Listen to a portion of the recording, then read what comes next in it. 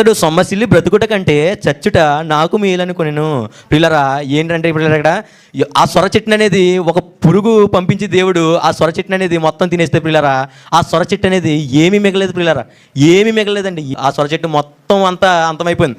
అప్పుడు ఆ ఎండ దెబ్బ అనేది యోనాకు తగిలితే యోనా బహు కోపంగా అయిపోయాడు పిల్లరా. ఎందుకంటే ముందు ఆ సొర చెట్టు నీడని చూసి ఎంతో ఆనందపడిపోయాడు. కానీ ఆ సొర చెట్టు అనేది మొత్తం ఆ పురుగు అనేది తినేసిన తర్వాత యోనా గారు కోపడిపోయాడు.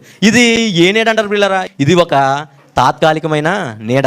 ఇది దేనికి సూచన అంటే పిల్లరా, బంధుమిత్రులకు, ఈ భూలోకమంద సంబంధమైనటువంటి స్నేహితులకు, మనకున్నటువంటి ఈ బంధుమిత్రులు పిల్లరా, ఈ బాంధవ్యాలకి ఇది సూచన కింద చూస్తున్నాం పిల్లరా. ఈ సొర చెట్టుని అనేది చూస్తాం. ఎందుకంటే పిల్లరా, ఈ సొర చెట్టుని వాటి కింద ఎందుకు చూసామని మీరు అనుకోవచ్చు.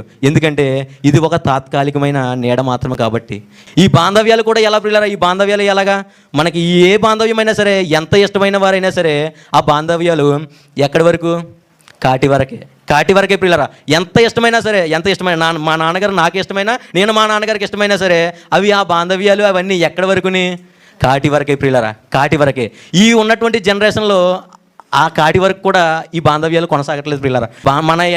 మన బాంధవ్యాలు, మన బంధుమిత్రులు అందరూ ఎలా ఉన్నారంటే పిల్లరా, ఏదైనా సరే మన సుఖంలోని మనం ఏమన్నా మా పరిస్థితి ఏమన్నా బాగుంటేనే మన చుట్టూ 10 మంది ఉంటారు తప్ప, మన కష్టాల్లో ఉంటే మన దరికి ఎవరో చేరరు పిల్లరా. ఈ జనరేషన్లో ప్రతిదీ ఏంటంటే మనీకి ఇచ్చే వాల్యూ మనుషులకి ఇవ్వరు పిల్లరా. ఇప్పుడు మా స్నేహితులు ఉన్నారంటే, ఇప్పుడు నాకంటే పెద్ద జాబు ఒక మంచి కంపెనీలో చేసినటువంటి ఒక ఫ్రెండ్ ఉన్నాడు, నేనున్నాను పిల్లరా, నేనున్నాను. కానీ ముందుగా ఎవరి దగ్గరికి వచ్చి మాట్లాడతారు?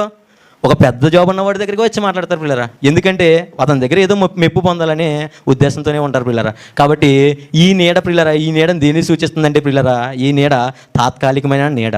ఇది ఎక్కడి వరకు అంటే పిల్లరా, ఎలాంటి బంధువులైనా సరే, ఎలాంటి స్నేహితులైనా కాటి వరకే పిల్లరా.